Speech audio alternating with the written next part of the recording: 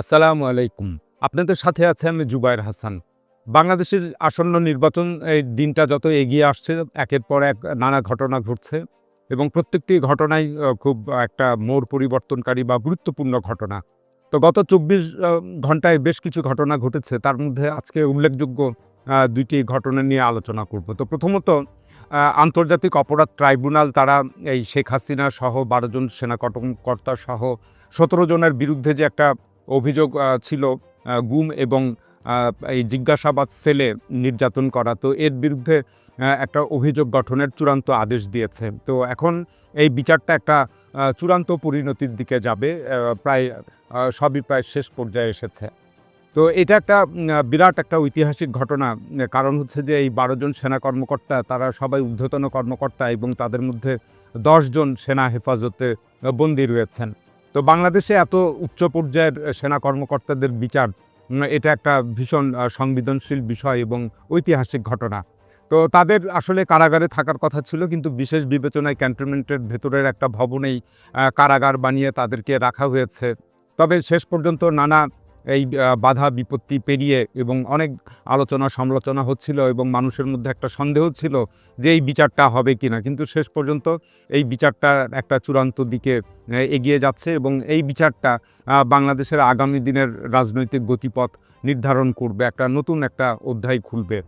তো আরও একটি যে ঘটনা, দ্বিতীয় বড় ঘটনা, সেটা হচ্ছে যে বাংলাদেশ এবং ভারতের মধ্যে দিন, দিন সম্পর্কের অবনতি হচ্ছে এবং এই সম্পর্কটা এখন চরম একটা উত্তেজনার মধ্যে বিরাজ করছে। তো এইভাবে যদি পরিস্থিতি অবনতিশীল হতে থাকে তাহলে একসময় বাংলাদেশ-ভারত যুদ্ধ বেঁধে যাওয়া বিচিত্র কিছু নয়। তো ভারতে অবস্থিত বাংলাদেশের যেসব হাইকমিশন অফিস রয়েছে এবং শাখা অফিস রয়েছে, তো সেগুলোতে আ সবগুলোতেই ভিসা সেন্টার রয়েছে। সেখানে এখন ভারতীয়দের জন্য ভ্রমণ ভিসা, বাংলাদেশ ভ্রমণের জন্য ভিসা প্রদান স্থগিত রাখা হয়েছে।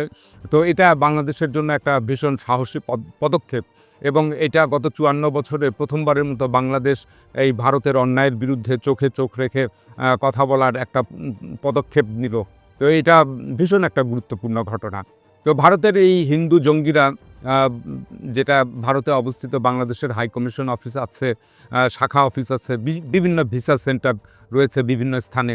তো সেগুলোতে গত ২০ থেকে ২৩ ডিসেম্বর এই গত ৭২ ঘন্টায় ক্রমাগতভাবে তারা এই ভারতীয় উগ্রবাদীরা হামলা, ভাঙচুর, অগ্নিসংযোগ এগুলো করে যাচ্ছিল এবং সেখানে বাংলাদেশের যে সমস্ত কূটনীতিকরা কর্মরত রয়েছেন তাদেরকে ক্রমাগতভাবে হত্যার হুমকি দিয়ে যাচ্ছিল। তো কলকাতায় বাংলাদেশ হাইকমিশনে সেখানে হামলা হয়েছে, শিলিগুড়ি ভিসা সেন্টারে হয়েছে, গৌহাটিতে হয়েছে, দিল্লিতে ২-৩ দফা হয়েছে এবং মুম্বাইয়ে এরকম একটা হামলা করার হুমকি দেওয়া হচ্ছে। তো পরিস্থিতিটা খুবই নাজুক, যে কারণে বাংলাদেশ এই পদক্ষেপ নিতে বাধ্য হয়েছে। তো ভারতের বিভিন্ন যেগুলো উগ্রবাদী সংগঠন রয়েছে, যেমন হিন্দুত্ববাদী উগ্রবাদী সংগঠন, ওই বিশ্ব হিন্দু পরিষদ, হিন্দু জাগরণ মঞ্চ, অখণ্ড হিন্দু রাষ্ট্র, বজরং দল। তো এই সমস্ত উগ্রবাদী দলগুলো সবই শাসক বিজেপির মদতপুষ্ট এবং তারাই এভাবে লেলিয়ে দেয়। তো এর প্রতিবাদে যে ঘটনাটা ঘটল, বাংলাদেশের ফরেন অফিস, পররাষ্ট্র মন্ত্রণালয়ে তারা বাংলাদেশে নিযুক্ত ভারতীয় যে হাইকমিশনার রয়েছেন প্রণয় কুমার ভার্মা, তাকে তলব করেছে এবং উদ্বেগ জানিয়েছে। তো গত ৯ দিনে এ নিয়ে তাকে ২ বার বাংলাদেশ সরকার বা বাংলাদেশ পররাষ্ট্র মন্ত্রণালয় তলব করল। তো ভারত যদি এখন কার্যকর ব্যবস্থা গ্রহণ না করে তাহলে বাংলাদেশে যে হাইকমিশন অফিস রয়েছে ভারতের নয়াদিল্লিতে এবং অন্যান্য যে শাখা অফিস রয়েছে, তো সেগুলোর কার্যক্রম একেবারে সীমিত করে নিয়ে আসবে এবং ধীরে ধীরে বাংলাদেশ একটা কঠোর পদক্ষেপের দিকে যাবে, এটাই বস্তুত মনে হচ্ছে। তো বাংলাদেশের সঙ্গে ভারতের কূটনৈতিক সম্পর্ক ছিন্ন হতে পারে কিংবা স্থগিত হয়ে যেতে পারে এবং এর ফলাফল কী হতে পারে? এর ফলাফল বাংলাদেশের জন্য খুব একটা অসুবিধা হবে না বা বাংলাদেশ একটা নাজুক পরিস্থিতিতে পড়বে না। এর কারণ হচ্ছে যে বাংলাদেশের অর্থনীতিটা ভারতের উপর নির্ভরশীল আর না।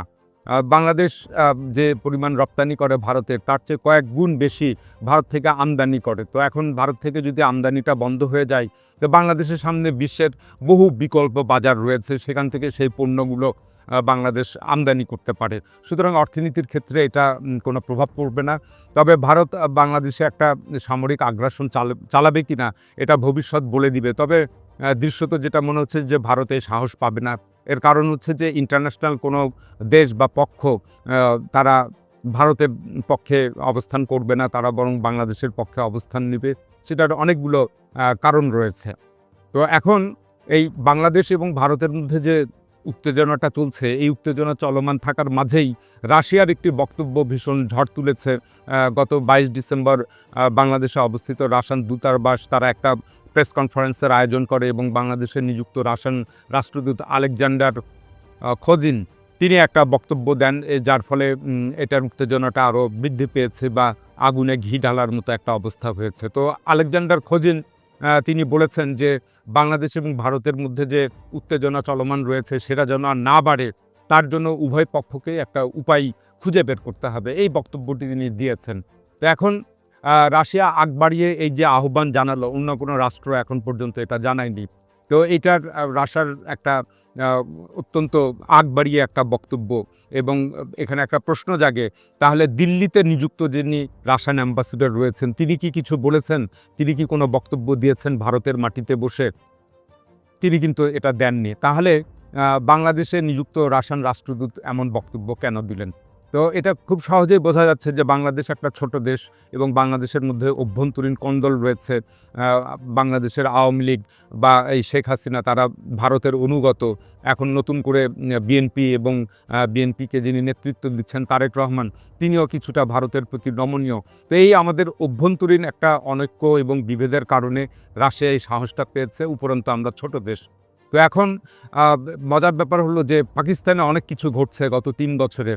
রাশিয়া কিন্তু একটা টু শব্দ পর্যন্ত করতে পারেনি, কারণ যে পাকিস্তানের ফরেন পলিসিটা অনেক অ্যাগ্রেসিভ এবং তারা সবাই ভারতের বিরুদ্ধে একাট্টা। সেটা সেনাপ্রধান যিনি এখন আসিম মুনির আছেন তিনি হোক বা ইমরান খান হোক বা মুসলিম লীগের অন্যান্য দলগুলো হোক বা পিপলস পার্টি হোক, তারা কিন্তু ভারতের বিরুদ্ধে একাট্টা। এই জন্য রাশিয়া পাকিস্তানের মাটিতে বসে এ ধরনের কোনো বক্তব্য দিতে পারবে না এবং কখনো দেবেও না। তো এখন বস্তুত রাশিয়ার পররাষ্ট্র দপ্তর এরা যে রাষ্ট্রদূত এখানে যে বক্তব্যটা দিয়েছেন বা যে আহ্বান জানিয়েছেন সেটা পরোক্ষভাবে আসলে ভারতের পক্ষে গিয়েছে বা ভারতের প্রতি একটা আনুকূল্য দেখিয়েছে।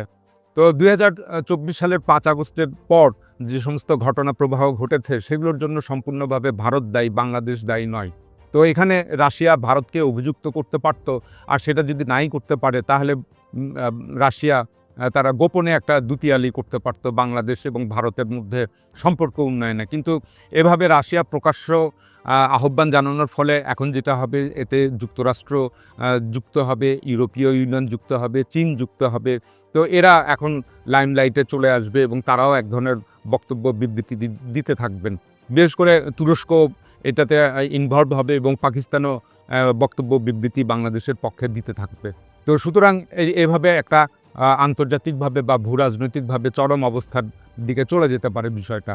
তো এখানে রাশিয়ার যেটা মনে রাখা উচিত ছিল বা যেটা মনে রাখতে হবে যে বাংলাদেশে এখন ১৯৭১ সালের পরিস্থিতি বিরাজ করছে না। বাংলাদেশ এখন ভারতীয় আধিপত্যবাদের বিরুদ্ধে লড়াই করছে। তো এই লড়াইয়ে যেসব দেশ বাংলাদেশের জনগণের সাথে থাকবে, তাদেরকে সাহায্য করবে এবং সমর্থন দিবে, তারাই হবে বাংলাদেশের প্রকৃত বন্ধু। তো বাংলাদেশ এখন এরকম একটা সিচুয়েশনে অবস্থান করছে। এখন এ পর্যন্তই। আল্লাহ হাফিজ।